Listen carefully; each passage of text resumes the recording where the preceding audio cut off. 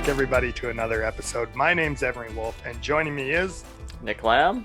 And together we are Just Two Camera Guys, a show where we're going to talk all things camera. Bit of a special show today. Joining us today is a local legend, a guy who's worked with CBC for 35 years. I think he's supposed to be retired, but he continues to work with the riders, continues to work with the Pats, and he just got back from the Olympics. So he's our very own Olympian. Let's get into it. Jeff Nenson. Jeff. Hey, how's it going, guys? Hey. Not too bad. How are you doing today? Good. I'm doing fine. That is a pretty slick hat you got on. I figured I'd wear it for the start, just because, it's a bit of paraphernalia from there. Yeah, it's pretty cool. Now, you guys, very professional, lit, the whole thing. Anyway, which makes sense. Anyways, I'm sort of in my kitchen. I'll ditch the hat, but No, the hat's cool. Yeah. Okay, we'll leave it on. It's pretty wild. It's up to you, though. No, I'll leave it on. I mean, it is part of it. These are probably going to be collectibles. Yeah. Was it for like free swag? No, we got free clothes, but this was like any of the sort of the basically anything that everybody can buy. There wasn't much. And I think it's going to be very collectible because there's not very much out there. You can go on the website right now, but they say they don't deliver outside of Canada or outside of Japan. So people are speculating because there wasn't a lot to buy. And usually athletes stack up with a ton of stuff, but you really couldn't find much around because it was so muted. There was no signage, very, very little, like hardly anything saying there's an Olympics on. Yeah, cutting costs wherever they can, probably. Well, and everywhere else I've been, you don't see anything but Olympic signage everywhere. There, you didn't know there was an Olympics even in town, right? Yeah.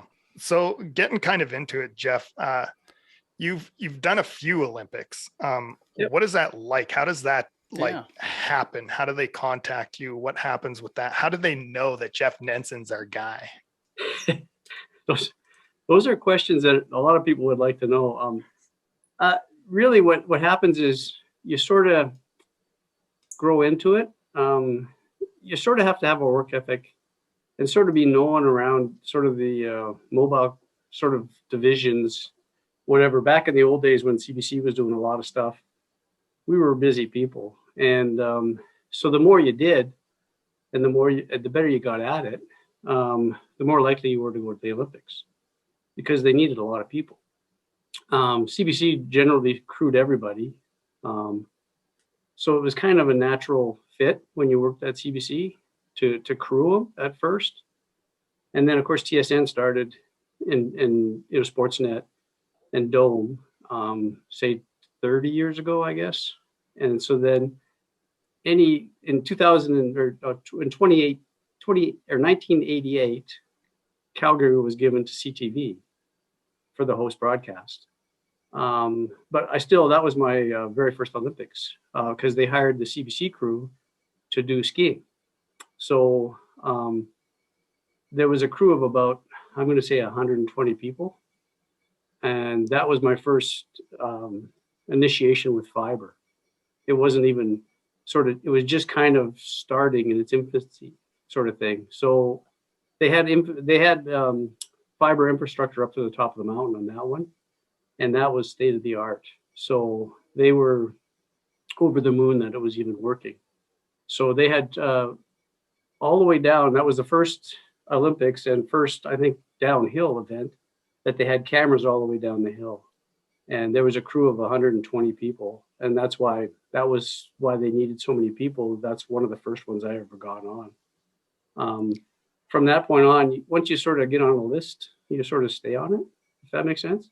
Because you know how to get in and out of venues. You know how to sort of, not bug athletes when you're at venues, even celebrities. I mean, it's really about respecting people's, space and then just sort of, even in the day of social media, not posting too much stuff about the Olympics.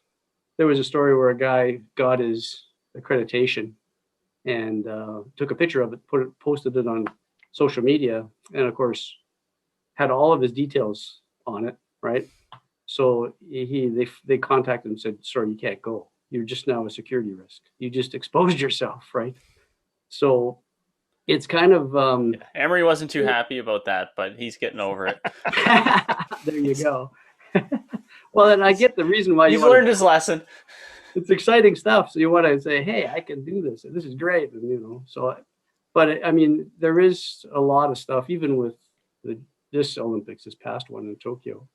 It definitely was a test in terms of staying healthy and isolating and all of that. So it was so different. It was a very muted Olympics.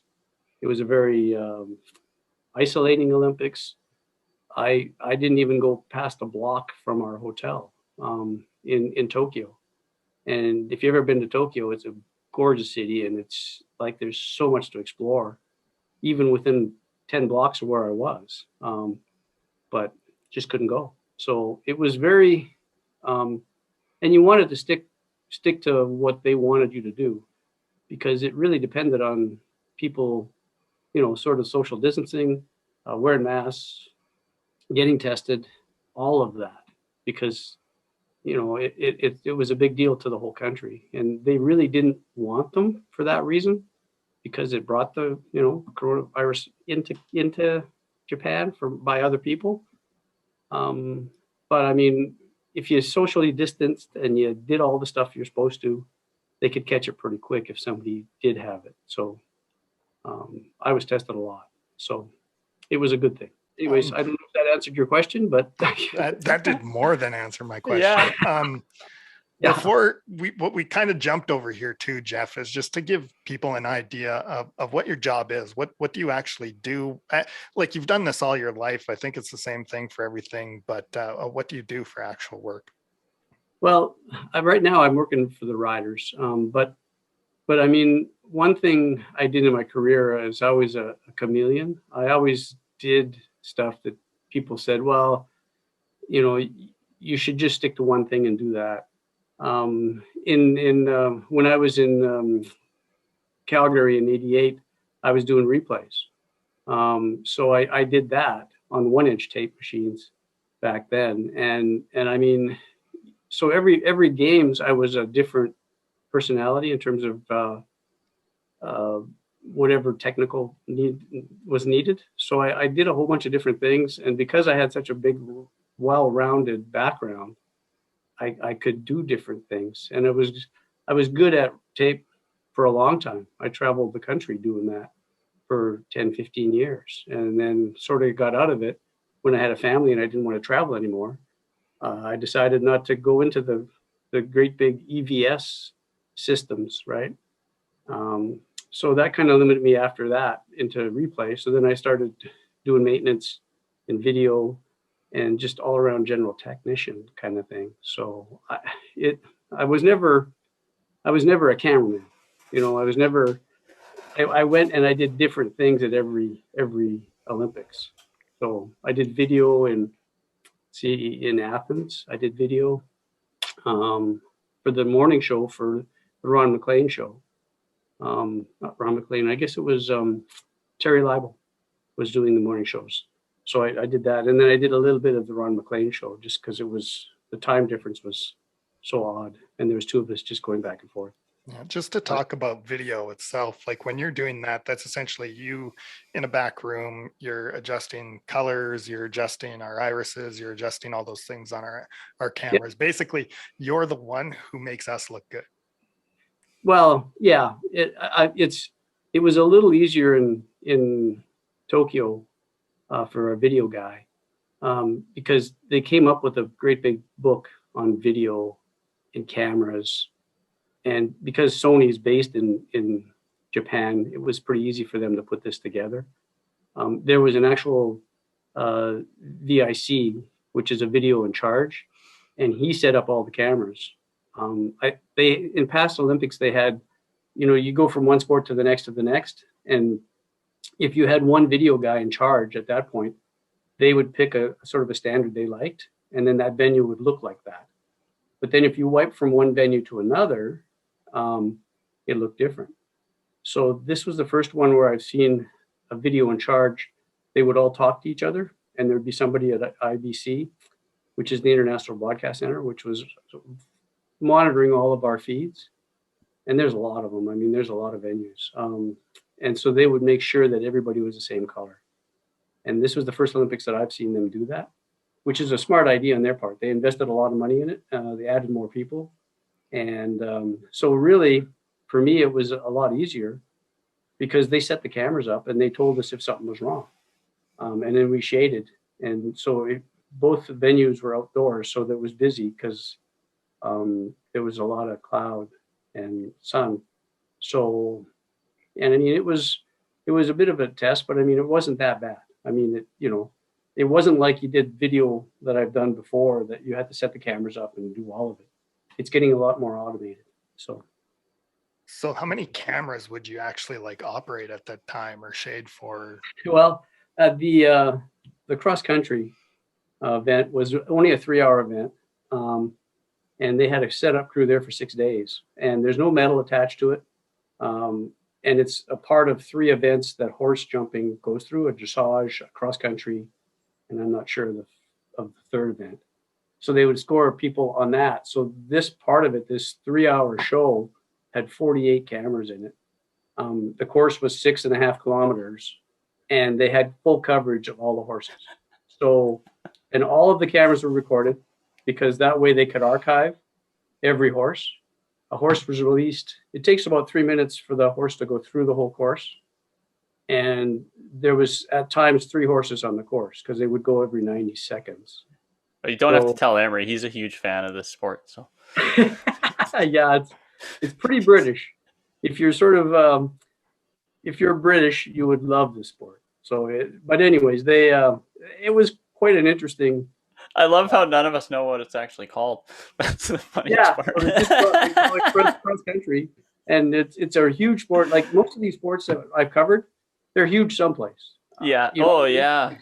It's funny how you sort of you could do a dart game here and there wouldn't be a big audience, but if you showed it in the UK, you'd have a huge audience. Wow. So that's why these events matter to somebody. Like, so you had to shade all those cameras over all those kilometers? Well, I didn't. There was 10 video guys on that. Wow. So yeah, it was. I mean, everybody was. I had 4 cameras. Yeah. And that was. But I mean, it was pretty. It wasn't that hard because the horse would just go by every 30 seconds, or every 90 seconds, I should say. So I just had to make sure that the colors or the video was correct at that time. Yeah, and that's cool. So over 3 hours. So, but it was a big event. I mean, there was a lot of riders, and I mean, 48 cameras. There was 4 jibs, a cable camera that was 1 kilometer above the course. I mean, wow. Talked about like difficult things. What is, with your job, what is the most difficult thing to handle? Is it always those elements, or are there other things? Like, I mean, even too, given that they threw in so many different cameras this year too, with all the jibs and wires. I think the most difficult of any Olympics is the unknown part of it. I mean, you're going and they give you a whole bunch of information on what's going on, but you really don't know what your role is till you get there. And it's kind of the unknown sometimes that's a bit scary. Like, there's a lot of pressure on a lot of people, and people react under pressure differently, right? Mm. I think the best quality you can have is to just kind of, be very calm and cool, and try to keep your composure, and try to realize everybody's in the same boat, and just try to do the best you can with what you have, and figure out what. Like, just like here, it's just that's a bigger stage, and just to kind of set it up. I mean, I left here at 7:40 in the morning, 7:40 a.m. Right? I flew to Toronto, which is kind of the wrong place. You should go to Vancouver. It's a lot shorter, but that's the way there's not very many flights from Vancouver at this time. So anyways, I flew to Toronto, got to Toronto, left at 5:30 Toronto time, which is like 3:30 our time. And you get into Tokyo, I think I got there about 3:30, 4 o'clock in the afternoon. But they're 15 hours ahead of us. Now, I was there the next day in theory, right? Because it takes you 2 days to get there because they're 15 hours ahead. And it also takes you 13 and a half hours to fly there because you're going against trade winds. So you have a 13 and a half hour flight. But I mean, I figured I was up by that point. Boy, I gotta try and remember the numbers. I ended up being up for 28 hours altogether. But I was in the airport. I was in the airport for 7 hours. You had to take a test at 96 hours before, and then another one at 72 hours before, to and have them written in paper by a doctor. So we went through a company, have these papers all signed and delivered to us just in time to take them to Tokyo. And then you have to get another test done in the airport and then sit and wait for that. That's why you wait for the 7 hours in the airport. Then you get on a bus from there.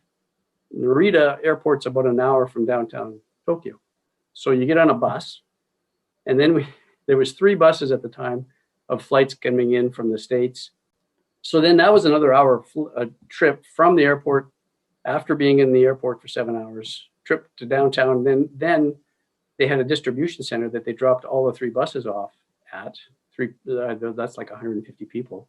And then you had to take a cab from there to your hotel because it was all distributed around within probably about a 2-kilometer radius of that station. So I was up for 28 hours, right? So after that, I finally get in my room. I get to go to sleep at midnight, their time. And this is the time that most people sleep because I have to be up at a 7 o'clock wake-up call. Oh, wow. At 8.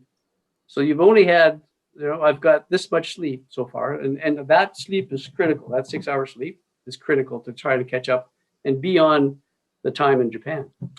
Well, at 3 a.m, I have these tiny rooms, and it's basically a bathroom and a bed, really.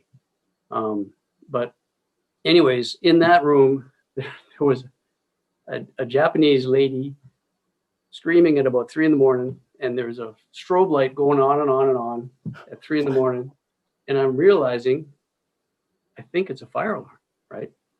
And I'm half like I don't even know my name because I've just been up for 28 hours, been to sleep for 3 hours, the best 3 hours of my life, and then this goes off, and so I went, well, I'm gonna look outside. I opened the door, and there's a girl one down the hallway, and there's smoke. There's a hint of smoke. So I go, I got to get out of here, right? So I get dressed. I take my accreditation, and I leave my passport and my wallet, everything else, because I'm just in a daze. I don't even know my name. I get onto the 3rd floor of the hotel, and I'm trying to take the exit, and I can't. I can't open the door. They're all locked.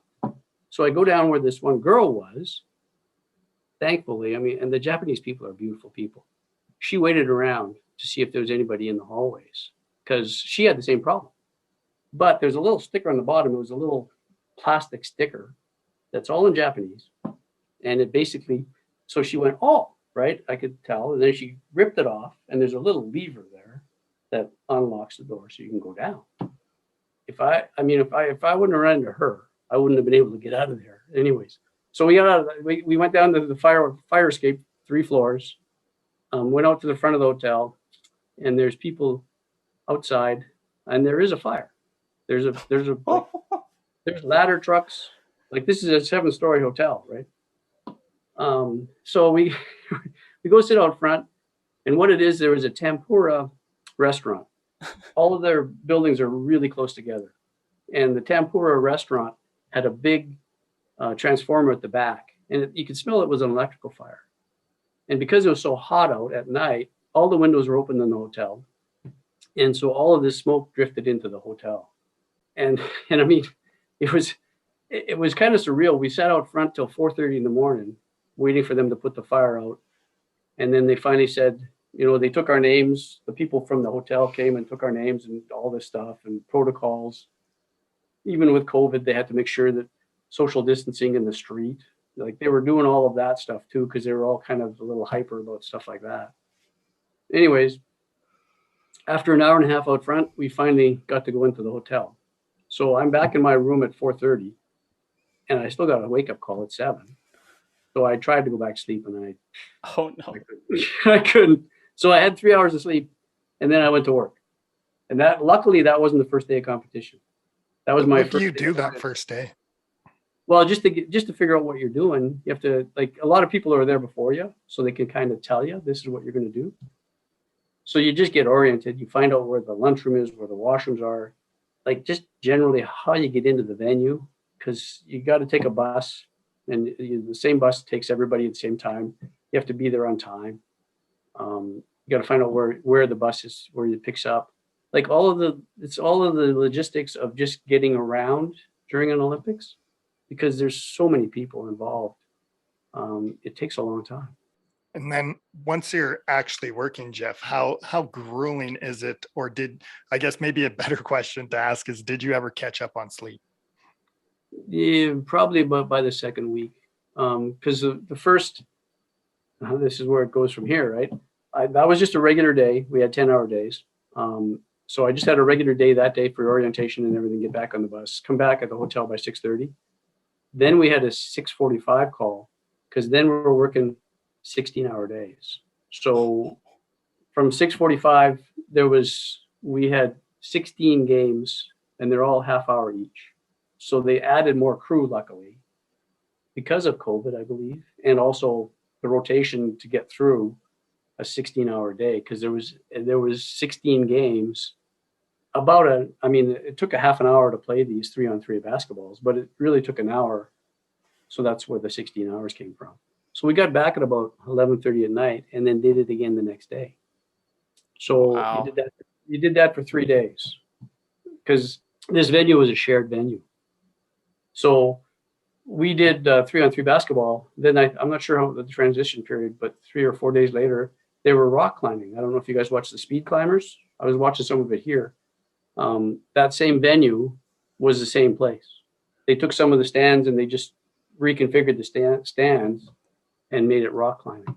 So they didn't make permanent buildings for this Olympics, which is good. They sort of made temporary buildings and they tried to share venues where they could, just to save some money.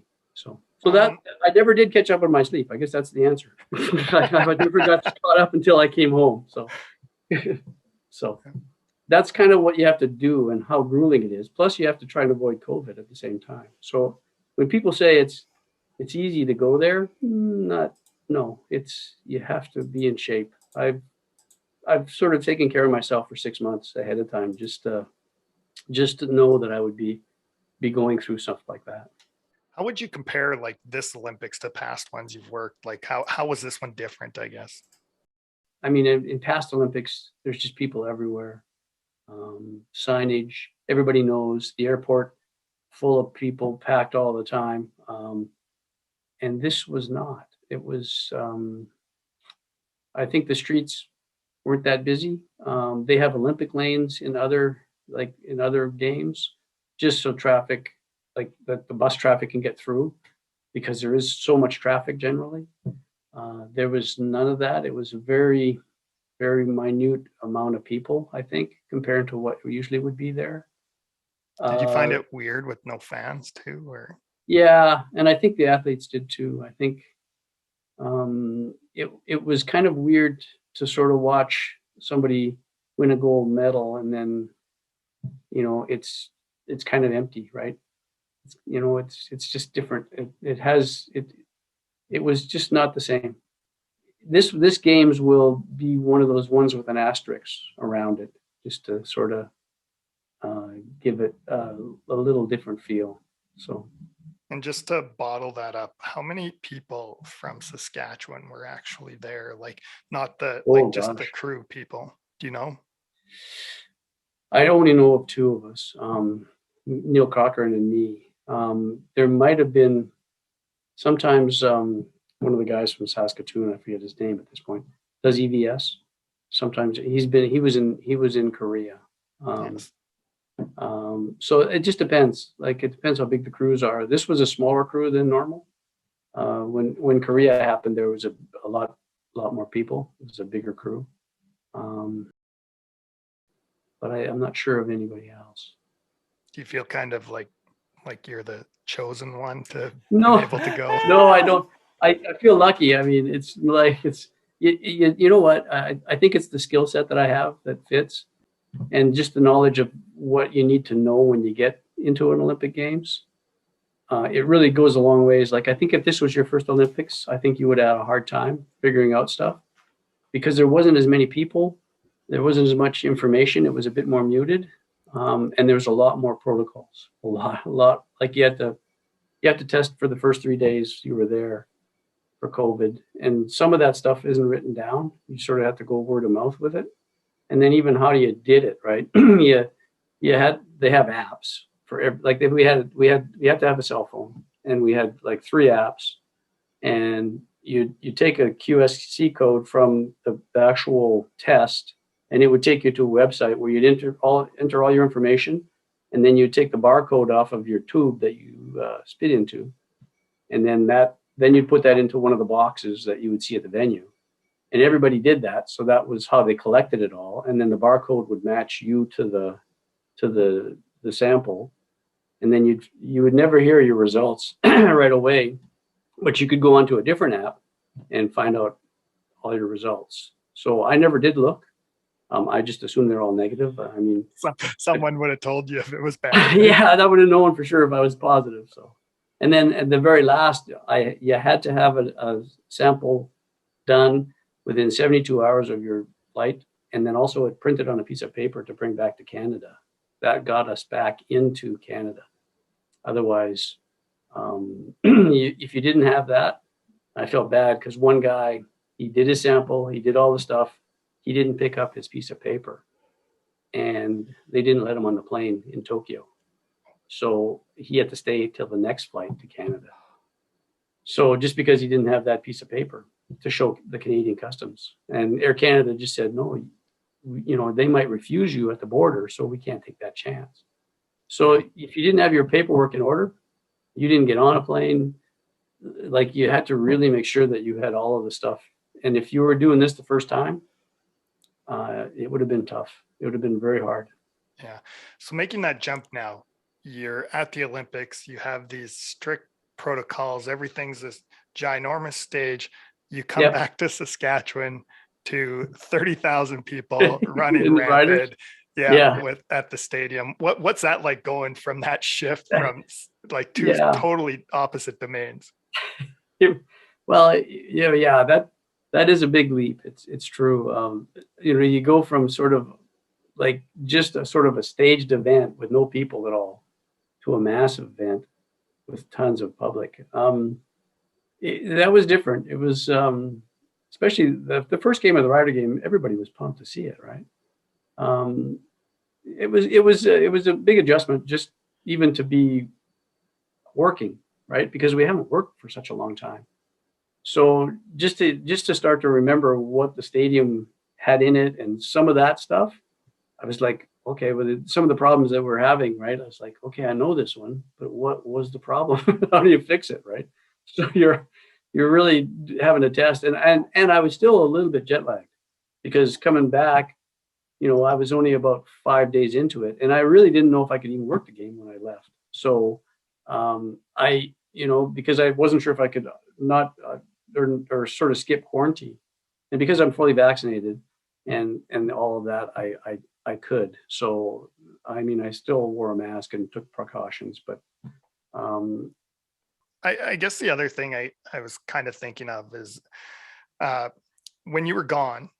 So the Riders had a green and white game. Yep. And this is a testament. In my intro, I called you a local legend. I guess in our parts, anyways. No. But this is a testament to that. And I'm setting up my camera for that green and white game, and my box is missing the cable that goes from the camera back to my monitor. Okay. So basically, like, obviously I can't if I'm trying to shoot something, I have no way to actually look at it. So we're trying to come up with all these solutions. And Jenna, our director, was actually the one who sort of came up with it to use like an SDI splitter. Anyways, Okay. Yep. but the thing that stuck out to me was one comment, and I'm not too sure who said it, but I laughed when I heard it, was, where's Jeff when you need him? Yeah, there you go. So yeah, just a testament to how valuable you are to that team. And you know, it took us an hour to sort that situation out. Yeah. And you know, it's only because I've done so much. It's not because I'm better than anybody else or anything, but I have to admit, I've seen a lot of stuff in a lot of different venues. And like, you can sort of, some of the problems are always the same. They're cyclical, like they're always the same problems in the same places. So you sort of have a second guess as to what's going to happen. You think about it and you go, well, this is what's happened before.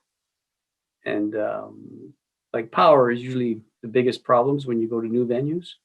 And that's sort of what we had with our venue, was some power issues and some other, like just running new cables and labeling and all that stuff. That was our biggest issues.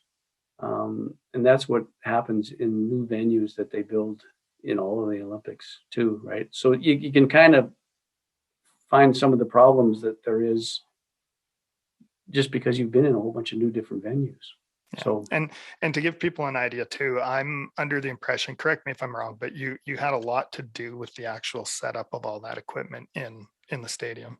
Well, we had me and Wayne Stiles, he works at CTV, had a lot of input, and Bill Wright was really driving it. But he really, you know, he let us sort of give him what we thought, and they did have hired a professional company to sort of design it and sort of suggest what to put into it too. So it wasn't just me and Wayne, but it was good because we sort of got to put in what we wanted, and also the company that they hired also put in a whole bunch of fiber, which was their recommendation, which was the future, right? So I mean, I think between all of the input from everybody, it was kind of a really it ended up being a pretty good stadium in terms of conductivity for broadcasts. And like for Grey Cup, I think it'll look really, really good because of the way the stadium's set up. So yeah, making sure that we have like you and Wayne and just having that knowledge helps immensely. No, and it was fun to do too. It was kind of a labor of love. So it was fun. Cool.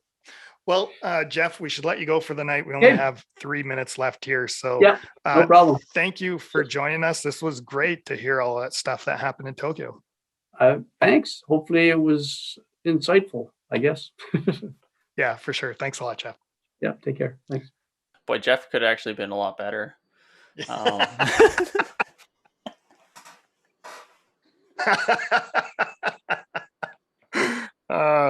No, in all seriousness though, another great interview. Jeff is always a gem to talk to. Gonna see him tomorrow. So thanks again, Jeff. You're gonna put that in, I know. Absolutely putting that in. Nick, I think it's late enough here for us. I think this is good enough for us. Is there any last things you want to say before we go? What did you message me again? Let's just go through that really, really quickly, and then we should probably wrap it up. That one about us working together. What was that one? Yeah, let's save that one for maybe a solo episode, because that's going to take a while. And the other one, like, I'm not sure I want to work with you yet. Yeah, I wouldn't. I don't have a choice. The technical side of things. Yeah, this will be because I was wanting to push it a little more technical, but you're wanting to stay with people. You know what? Actually, I do think that's probably like a good conversation too. We could probably clump those in to make a show. But yeah, not for this show, for another one next time. Yeah. Actually, do you know what? I've been texting Matt Howard. Hopefully we get him in on something here too, and maybe he's a good fit for something like that as well. Yeah, he's supposed to be a part-time host and just never showed up. He's really part-time. He's on very holidays part-time this weekend too. But yeah, another day, another show. Nick, this is us signing off. Have a good night. Have a good day, everyone. Night. And remember to always leave your lens cap on.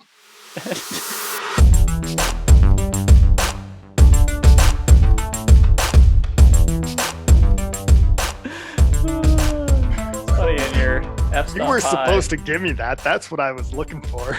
Oh yeah, leave your lens cap on and your f-stop high. It's always best. High. I find it's a lot easier to shoot focus-wise when you're at f16. You just crank up your ISO. Absolutely. I do it all the time. First time you didn't laugh at that water. I was actually expecting it now. You're gonna show up with those goggles, those straw goggles, where the water goes through the goggles. I'll show you what I have for pictures, and then I can give them to you on a USB maybe. I don't know when you want to have this done. Yeah, we'll sort it out tomorrow, Jeff. For tonight, okay. You should probably go to bed before you're jet lagged again and up for 28 hours. Yeah. My check 1 2 1 2 1 2 1 2 1 2. I was just thanking them for saying it was being recorded. It's very kind of them. Like I could have been like there just freshly up, and I still would have been completely lost. I get lost in the airport. So. Well, yeah, and see that those are the type of things. This is almost like it's a survival trip. Like that's what the Olympics are, right? Because and after if you're there for I was only there 10 days. If you're there for 2 weeks, it can be brutal. $10 says he replies back with something, even though I was like, I'm in a thing right now. I'll talk to you tomorrow. That phone, I'm gonna set it down. I'm just gonna let it buzz. I think I forgot my battery charger in where's his car? Can't find it anywhere. You can't call yourself a professional now. No. There it was, Jericho. Is it semicolon or is it what's the dot? Is that semicolon? Yeah, whatever it is. Yeah, I mean, I'm gonna call it semicolon. I think semicolon's the one it's just colon. It's got the apostrophe at the end. Yeah, it's just a colon because the colon. And yeah, this is why we're camera guys, folks. It's semicolon. Yeah. Yeah. So with the flack you gave me on YouTube, my last video. Yeah, that was great. It's like, why am I running our YouTube right now? Why is Nick not doing it all? Fair enough. Integrity. Like their integrity? Yeah, their integrity. You are trusting people on the internet? Well, I don't know. Why not? This coffee cup's showing up in more videos than I can count. And just because somebody sent it to us. That was alright, eh? That was great.